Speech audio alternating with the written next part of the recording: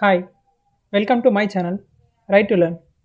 In this video, I am going to show you how to establish a link server between SQL Server and Microsoft Azure SQL database. So, suppose we have a database here. So, I have a database name test in this Azure, Microsoft Azure. Okay, so this is test database.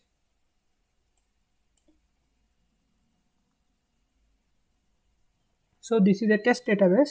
In this test database, I have a table called student. So I have a table student. So using the SQL server, I need to access the student table. I need to view the contents of the student. Okay. So how we do that? Let me open the Azure account. Portal.azure.com.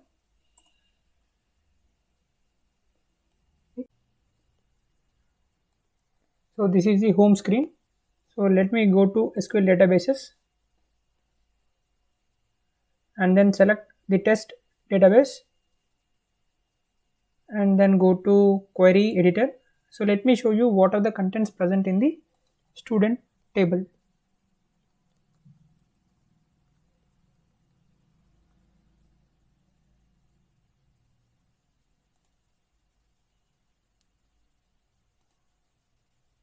So select star from student and run the query. See, I have roll number, name and gender of 25 students. Okay, so I have 25 student list in student table which is there in test database. So I need these details to be reflected in SQL server. So I'll show you how to do that. Open SQL Server Management Studio. So this is the SSMS. So go to server objects, link server, right click, new link server, and in general you need to give the link server name. So you can give anything. So let me give ABCD, okay, and select other data source. Its provider should be Microsoft OLEDB provider for SQL Server. No need to select it from the drop down. It is by default get selected. Okay. And in product name you can give anything. Azure. Okay.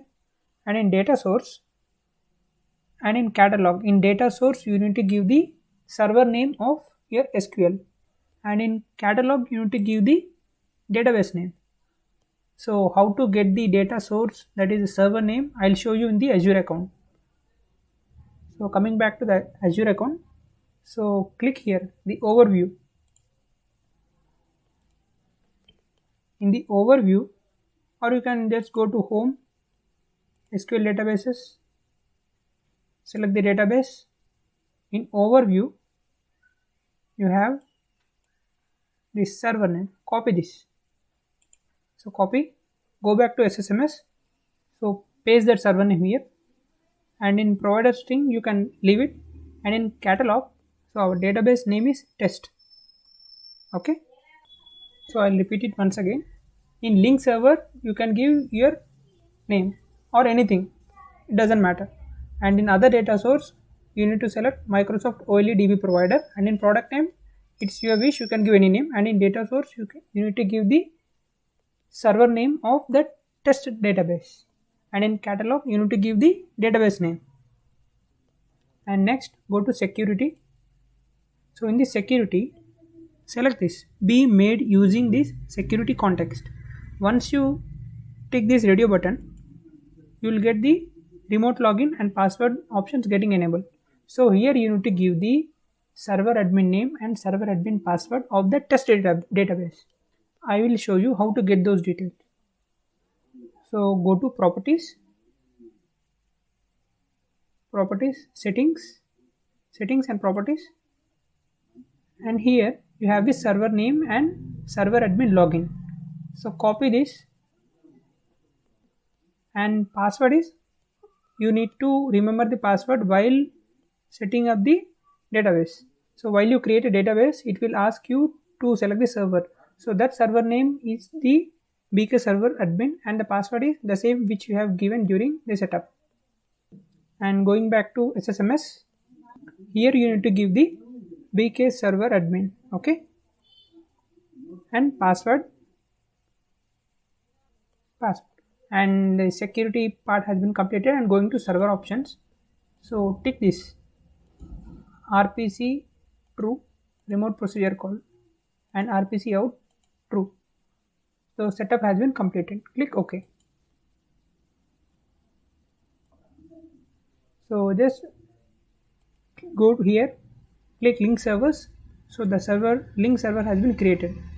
Right click and test the connection. So the connection to the link server has been succeeded. Now try to access the table student from SSMS. So go to new query and then type select star from server name. What is the server name we have given? ABCD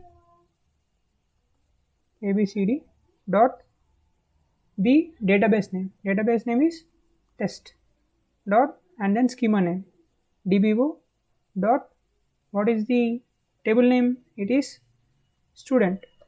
Okay, now execute the query.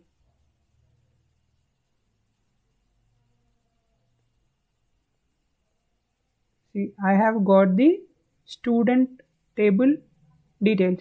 So the roll number, name, gender of 25 students, I am able to access it from the SQL server. So using SQL server, I have provided a link server to Azure and then access the student table contents. So in this way you can provide a link server connection between these two products. So if you face any difficulties while doing the setup, please do comment below. Thanks for watching. Please subscribe for more videos.